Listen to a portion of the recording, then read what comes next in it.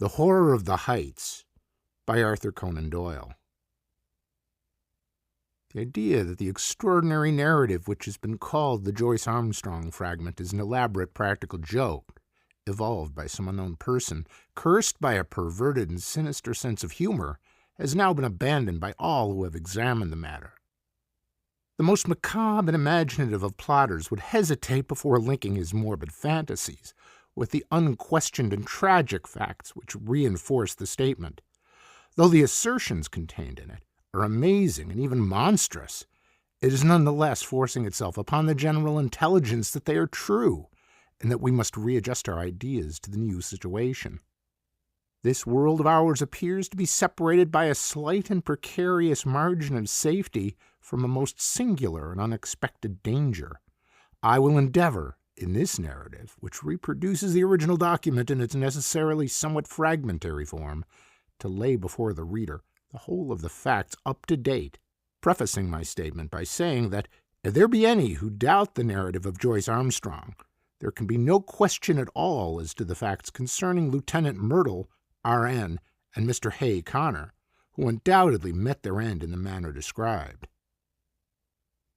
The Joyce Armstrong fragment was found in the field which is called Lower Haycock, lying 1 mile to the westward of the village of Withyham, upon the Kent and Sussex border. It was on the 15th September last that an agricultural laborer, James Flynn, in the employment of Matthew Dodd, farmer, of the Chauntry Farm, Withyham, perceived a briar pipe lying near the footpath which skirts the hedge in Lower Haycock. A few paces farther on, he picked up a pair of broken binocular glasses. Finally, among some nettles in the ditch, he caught sight of a flat canvas-backed book, which proved to be a notebook with detachable leaves, some of which had come loose and were fluttering along the base of the hedge. These he collected, but some, including the first, were never recovered, and leave a deplorable hiatus in this all-important statement. The notebook was taken by the laborer to his master, who in turn showed it to Dr. J.H. Atherton of Hartfield.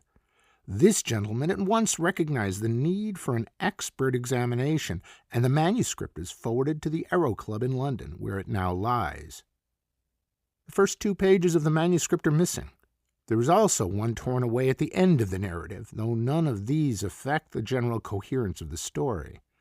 It is conjectured that the missing opening is concerned with the record of Mr. Joyce Armstrong's qualifications as an aeronaut, which can be gathered from other sources, and are admitted to be unsurpassed among the air pilots of England. For many years he has been looked upon as among the most daring and most intellectual of flying men, a combination which has enabled him to both invent and test several new devices, including the common gyroscopic attachment which is known by his name. The main body of the manuscript is written neatly in ink, but the last few lines are in pencil and are so ragged as to be hardly legible, exactly, in fact, as they might be expected to appear if they were scribbled off hurriedly from the seat of a moving aeroplane. There are, it may be added, several stains, both on the last page and on the outside cover, which have been pronounced by the Home Office experts to be blood, probably human, and certainly mammalian.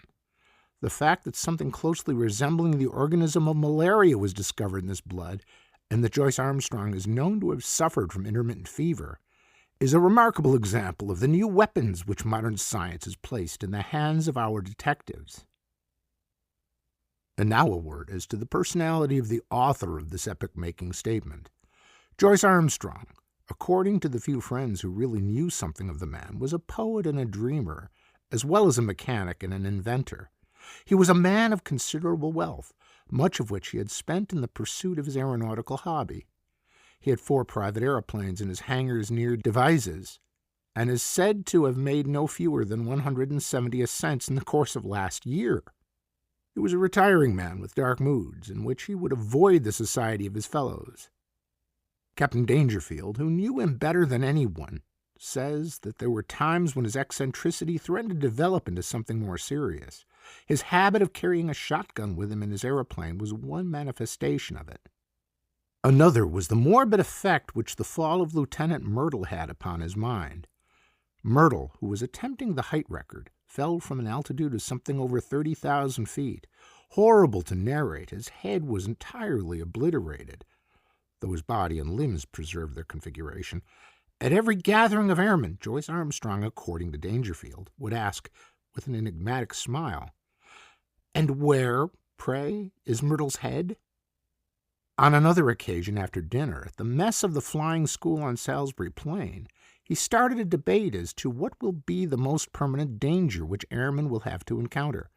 Having listened to successive opinions as to air pockets, faulty construction, and overbanking, he ended by shrugging his shoulders and refusing to put forward his own views, though he gave the impression that they differed from any advanced by his companions.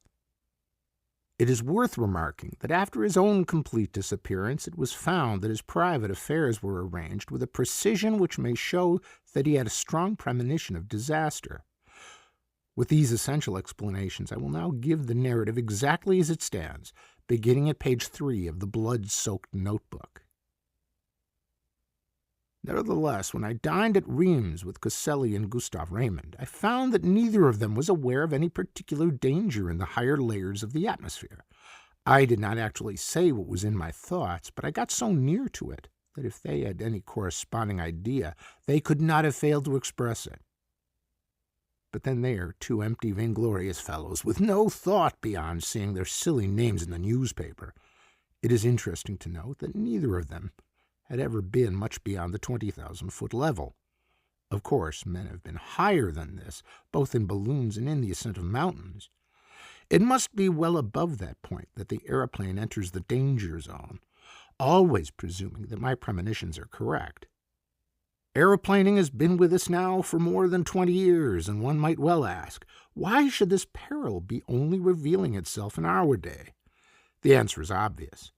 In the old days of weak engines, when 100-horsepower Gnome or Green was considered ample for every need, the flights were very restricted. Now that 300 horsepower is the rule rather than the exception, visits to the upper layers have become easier and more common. Some of us can remember how, in our youth, Garros made a worldwide reputation by attaining 19,000 feet, and it was considered a remarkable achievement to fly over the Alps. Our standard now has been immeasurably raised, and there are 20 high flights for one in former years. Many of them have been undertaken with impunity.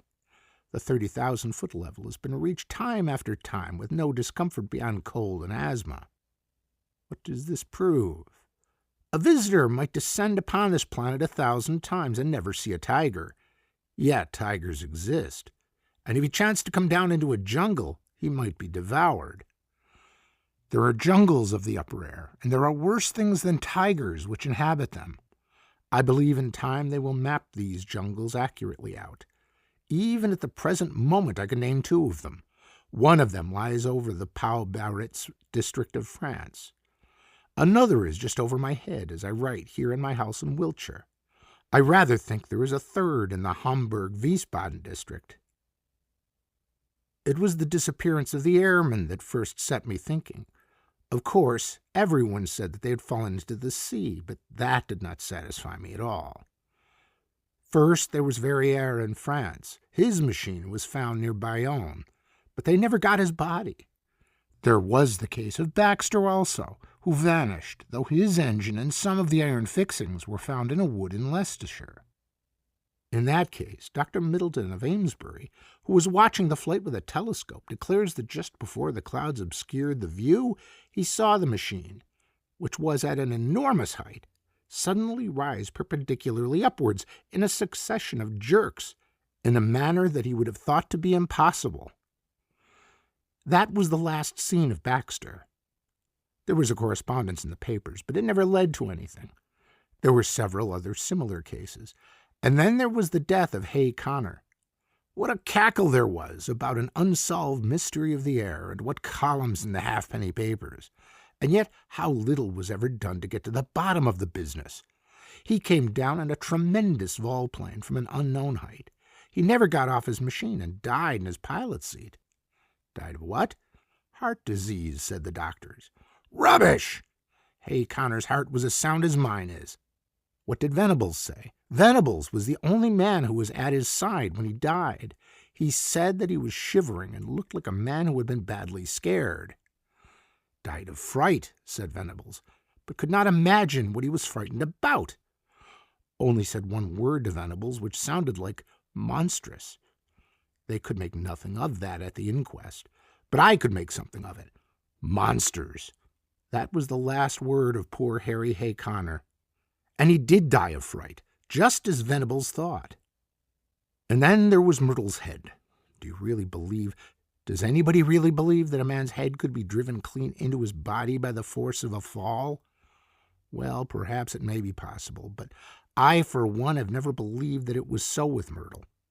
And the grease upon his clothes, all slimy with grease, said somebody at the inquest.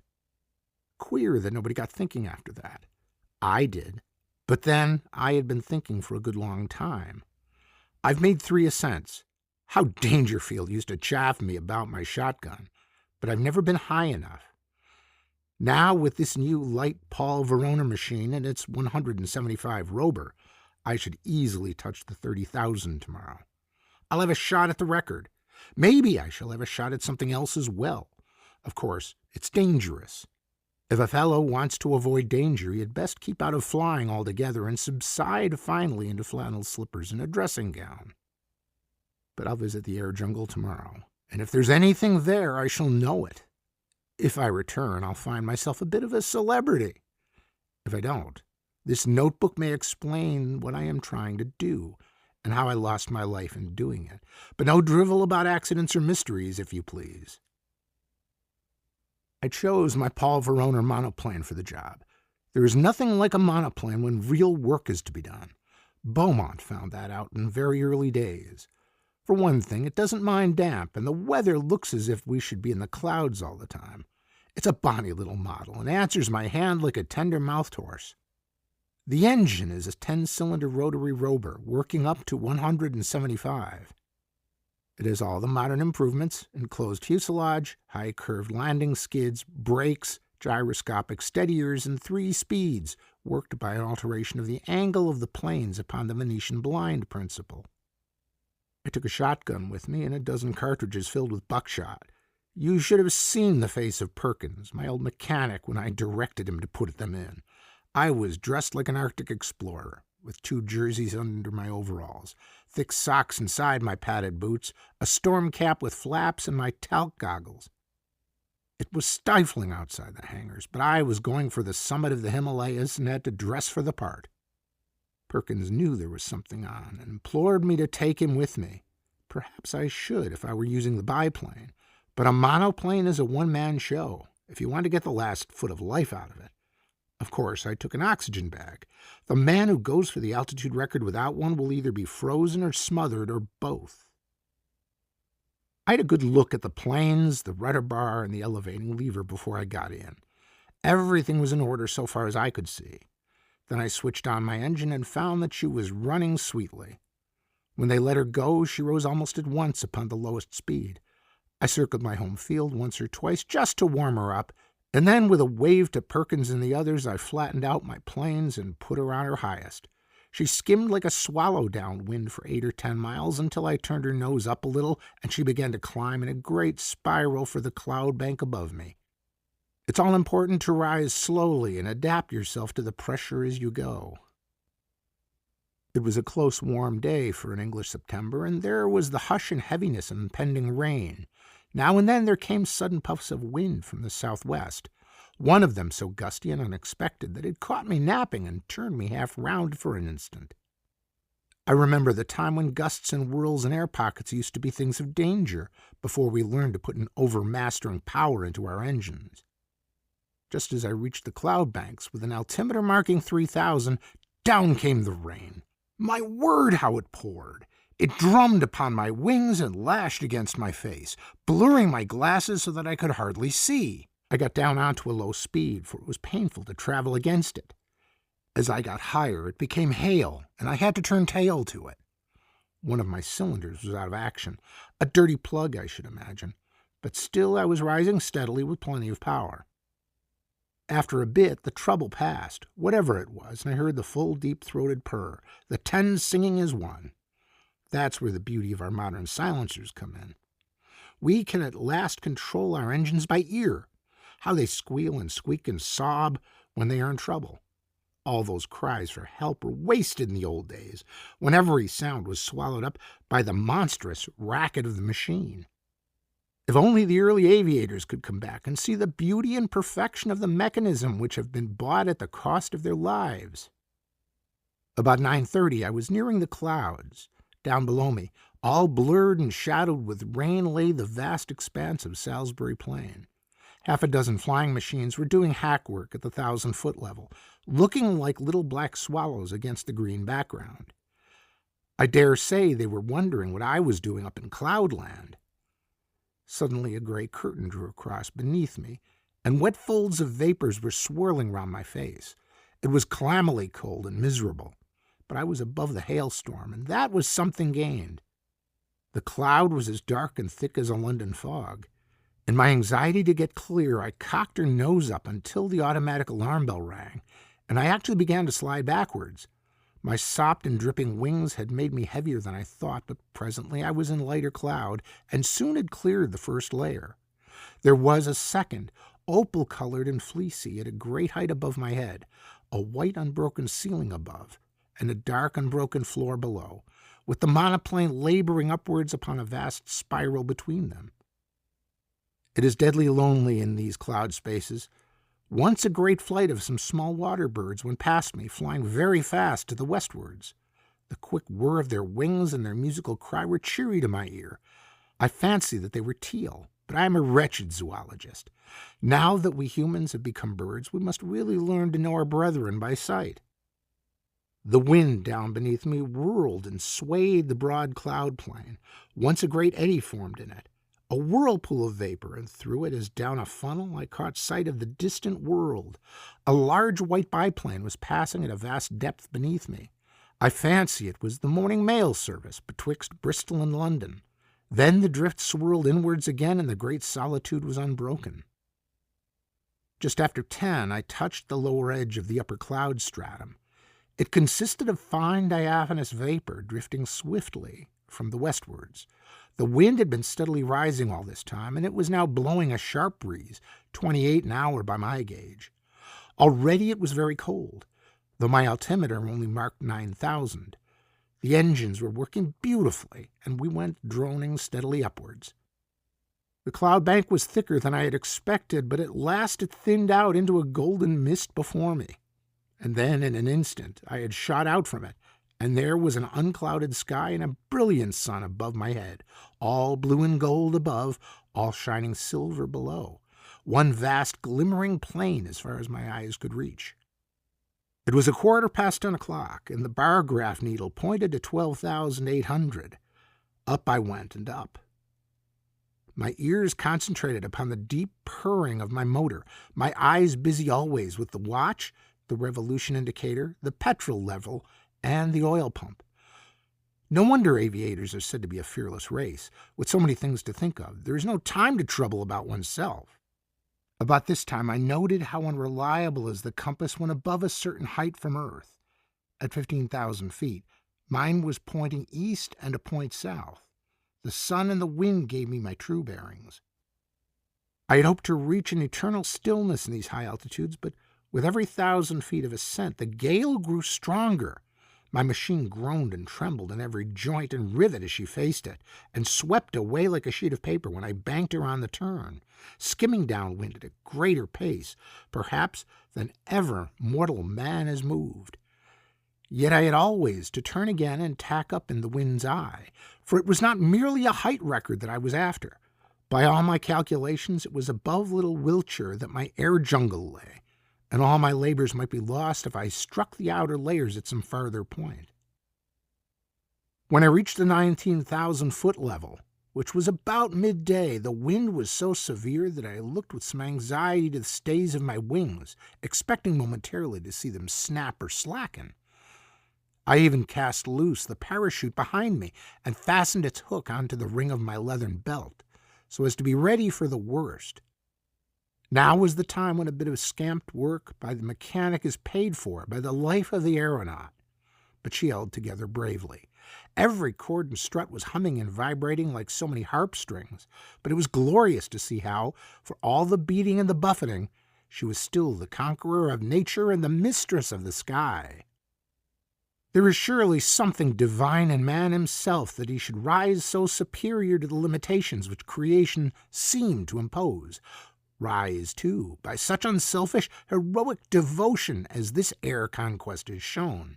Talk of human degeneration! When has such a story as this been written in the annals of our race? These were the thoughts in my head as I climbed that monstrous inclined plane, with the wind sometimes beating in my face and sometimes whistling behind my ears, while the cloudland beneath me fell away to such a distance that the folds and hummocks of silver had all smoothed out into one flat shining plain. But suddenly I had a horrible and unprecedented experience. I have known before what it is to be in what our neighbors have called a tourbillon, but never on such a scale as this. That huge sweeping river of wind which I have spoken had, as it appears, whirlpools within it, which were as monstrous as itself. Without a moment's warning, I was dragged suddenly into the heart of one. I spun round for a minute or two with such velocity that I almost lost my senses, and then fell suddenly, left wing foremost, down the vacuum funnel in the center. I dropped like a stone and lost nearly 1,000 feet. It was only my belt that kept me in my seat, and the shock and breathlessness left me hanging half insensible over the side of the fuselage. But I am always capable of a supreme effort. It is my one great merit as an aviator. I was conscious that the descent was slower. The whirlpool was a cone rather than a funnel, and I had come to the apex. With a terrific wrench, throwing my weight all to one side, I leveled my planes and brought her head away from the wind. In an instant I had shot out of the eddies and was skimming down the sky. Then, shaken but victorious, I turned her nose up and began once more my steady grind on the upward spiral. I took a large sweep to avoid the danger spot of the whirlpool, and soon I was safely above it. Just after 1 o'clock, I was 21,000 feet above the sea level. To my great joy, I had topped the gale, and with every 100 feet of ascent, the air grew stiller. On the other hand, it was very cold, and I was conscious of that peculiar nausea which goes with the rarefication of the air. For the first time, I unscrewed the mouth of my oxygen bag and took an occasional whiff of the glorious gas. I could feel it running like a cordial through my veins, and I was exhilarated almost to the point of drunkenness. I shouted and sang as I soared upwards into the cold, still outer world. It is very clear to me that the insensibility which came upon Glacier, and in a lesser degree upon Coxwell, when in 1862 they ascended in a balloon to the height of 30,000 feet, was due to the extreme speed with which a perpendicular ascent is made.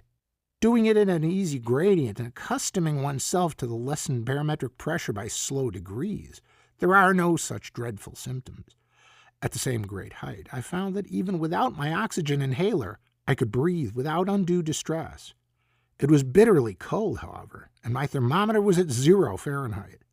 At 1:30, I was nearly 7 miles above the surface of the earth and still ascending steadily. I found, however, that the rarefied air was giving markedly less support to my planes, and that my angle of ascent had to be considerably lowered in consequence. It was already clear that even with my light weight and strong engine power, there was a point in front of me where I should be held. To make matters worse, one of my sparking plugs was in trouble again, and there was an intermittent misfiring in the engine. My heart was heavy with the fear of failure. It was about that time that I had a most extraordinary experience.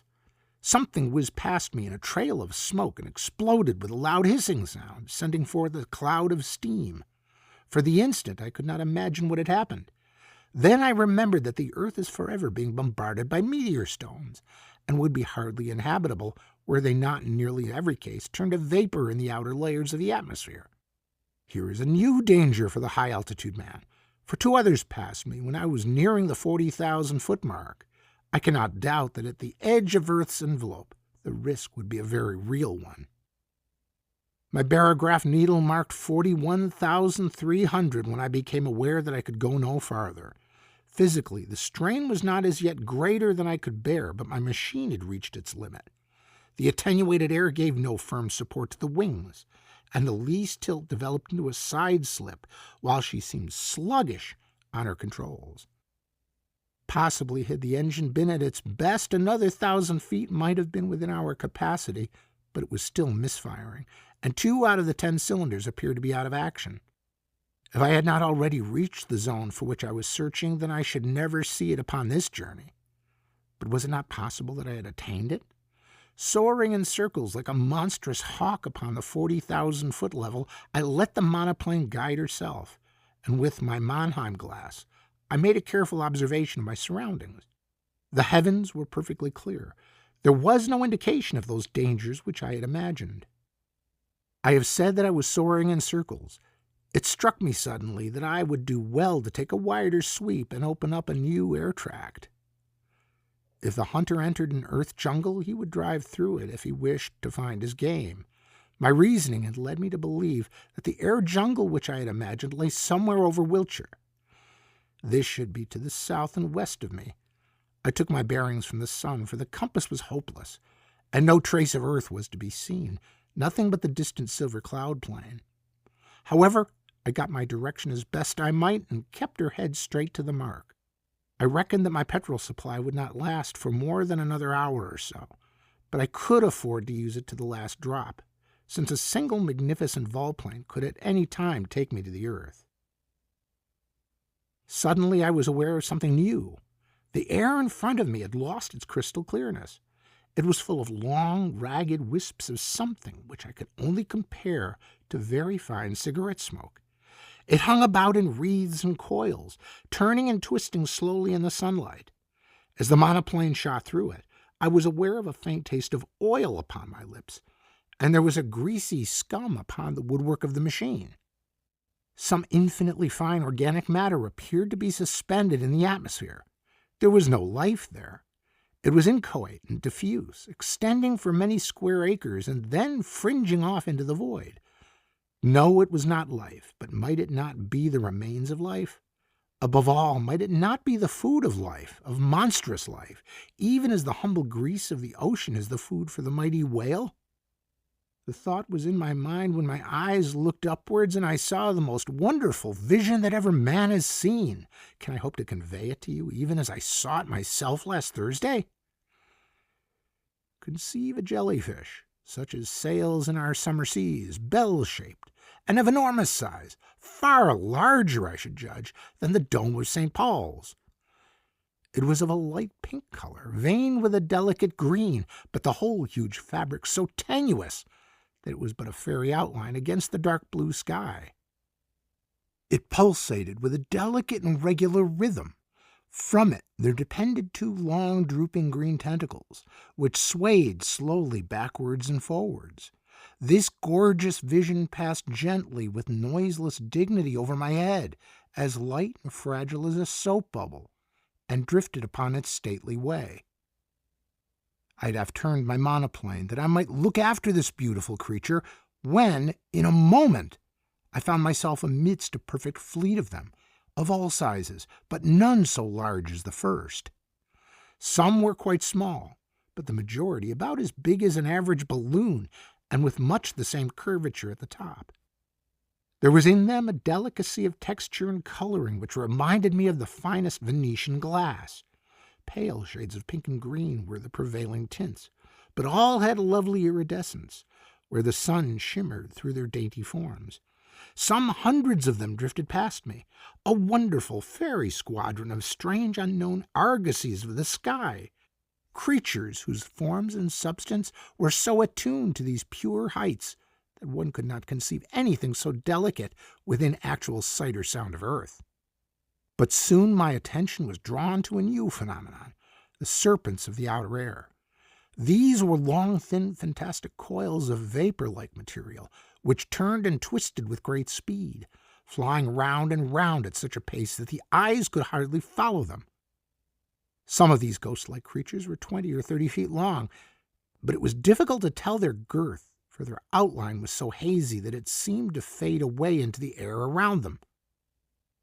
These air snakes were a very light gray or smoke color, with some darker lines within, which gave the impression of a definite organism. One of them whisked past my very face, and I was conscious of a cold, clammy contact, but their composition was so unsubstantial that I could not connect them with any thought of physical danger, any more than the beautiful bell-like creatures which had preceded them. There was no more solidity in their frames than in the floating spume from a broken wave. But a more terrible experience was in store for me. Floating downwards from a great height, there came a purplish patch of vapor, small as I saw at first, but rapidly enlarging as it approached me, until it appeared to be hundreds of square feet in size. Though fashioned in some transparent jelly-like substance, it was none the less of much more definite outline and solid consistence than anything which I had seen before. There were more traces, too, of a physical organization, especially two vast shadowy circular plates upon either side, which may have been eyes, and a perfectly solid white projection between them, which was as curved and cruel as the beak of a vulture. The whole aspect of this monster was formidable and threatening, and it kept changing its color from a very light mauve to a dark, angry purple, so thick that it cast a shadow as it drifted between my monoplane and the sun. On the upper curve of its huge body, there were three great projections which I can only describe as enormous bubbles, and I was convinced as I looked at them that they were charged with some extremely light gas, which served to buoy up the misshapen and semi-solid mass in the rarefied air. The creature moved swiftly along, keeping pace easily with the monoplane, and for 20 miles or more it formed my horrible escort, hovering over me like a bird of prey which is waiting to pounce. Its method of progression, done so swiftly that it was not easy to follow, was to throw out a long glutinous streamer in front of it, which in turn seemed to draw forward the rest of the writhing body. So elastic and gelatinous was it that never for 2 successive minutes was it the same shape, and yet each change made it more threatening and loathsome than the last. I knew that it meant mischief. Every purple flush of its hideous body told me so. The vague, goggling eyes, which were turned always upon me, were cold and merciless in their viscid hatred. I dipped the nose of my monoplane downwards to escape it. As I did so, as quick as a flash, there was shot out a long tentacle from this mass of floating blubber, and it felt as light and sinuous as a whiplash across the front of my machine. There was a loud hiss as it lay for a moment across the hot engine, and it whisked itself into the air again, while the huge flat body drew itself together as if in sudden pain. I dipped to a vol peak, but again a tentacle fell over the monoplane, and it was shorn off by the propeller as easily as it might have cut through a smoke wreath. A long, gliding, sticky, serpent-like coil came from behind and caught me round the waist, dragging me out of the fuselage. I tore at it, my fingers sinking into the smooth, glue-like surface. For an instant I disengaged myself, but only to be caught round the boot by another coil, which gave me a jerk that tilted me almost onto my back. As I fell over, I blazed off both barrels of my gun, though indeed it was like attacking an elephant with a pea shooter to imagine that any human weapon could cripple that mighty bulk. And yet I aimed better than I knew, for with a loud report, one of the great blisters upon the creature's back exploded with the puncture of the buckshot. It was very clear that my conjecture was right, that these vast clear bladders were distended with some lifting gas. For in an instant the huge cloud-like body turned sideways, writhing desperately to find its balance, while the white beak snapped and gaped in horrible fury. But already I had shot away on the steepest glide that I dared to attempt, my engine still full on, the flying propeller and the force of gravity shooting me downwards like an aerolite. Far behind me I saw a dull purplish smudge growing swiftly smaller and merging into the blue sky behind it. I was safe out of the deadly jungle of the outer air. Once out of danger, I throttled my engine, for nothing tears a machine to pieces quicker than running on full power from a height. It was a glorious spiral volplane from nearly 8 miles of altitude, first to the level of the silver cloud bank, then to that of the storm cloud beneath it, and finally in beating rain to the surface of the earth. I saw the Bristol Channel beneath me as I broke from the clouds, but having still some petrol in my tank, I got 20 miles inland before I found myself stranded in a field half a mile from the village of Ashcombe. There I got 3 tins of petrol from a passing motor car, and at 10 minutes past 6 that evening I alighted gently in my own home meadow at Devizes. After such a journey as no mortal upon earth has ever yet taken and lived to tell the tale. I have seen the beauty, and I have seen the horror of the heights, and greater beauty or greater horror than that is not within the ken of man. And now it is my plan to go once again before I give my results to the world. My reason for this is that I must surely have something to show by way of proof before I lay such a tale before my fellow men. It is true that others will soon follow and will confirm what I have said, and yet I should wish to carry conviction from the first. Those lovely iridescent bubbles of the air should not be hard to capture. They drift slowly upon their way, and the swift monoplane could intercept their leisurely course. It is likely enough that they would dissolve in the heavier layers of the atmosphere, and that some small heap of amorphous jelly might be all that I should bring to earth with me. And yet something there would surely be by which I could substantiate my story. Yes, I will go, even if I run a risk by doing so. These purple horrors would not seem to be numerous. It is probable that I shall not see one. If I do, I shall dive at once. At the worst, there is always the shotgun and my knowledge of...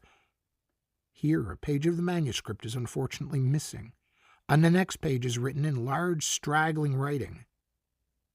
43,000 feet. I shall never see Earth again. They are beneath me, 3 of them. God help me, it is a dreadful death to die. Such, in its entirety, is the Joyce Armstrong statement. Of the man, nothing has since been seen. Pieces of his shattered monoplane have been picked up in the preserves of Mr. Bud Lushington upon the borders of Kent and Sussex, within a few miles of the spot where the notebook was discovered. If the unfortunate aviator's theory is correct, that this air jungle, as he called it, existed only over the southwest of England, then it would seem that he had fled from it at the full speed of his monoplane, but had been overtaken and devoured by these horrible creatures at some spot in the outer atmosphere above the place where the grim relics were found. The picture of that monoplane skimming down the sky, with the nameless terrors flying as swiftly beneath it and cutting it off always from the earth while they gradually closed in upon their victim, is one upon which a man who valued his sanity would prefer not to dwell. There are many, as I am aware, who still jeer at the facts which I have here set down, but even they must admit that Joyce Armstrong has disappeared, and I would commend to them his own words. This notebook may explain what I am trying to do and how I lost my life in doing it, but no drivel about accidents or mysteries, if you please. End of The Horror of the Heights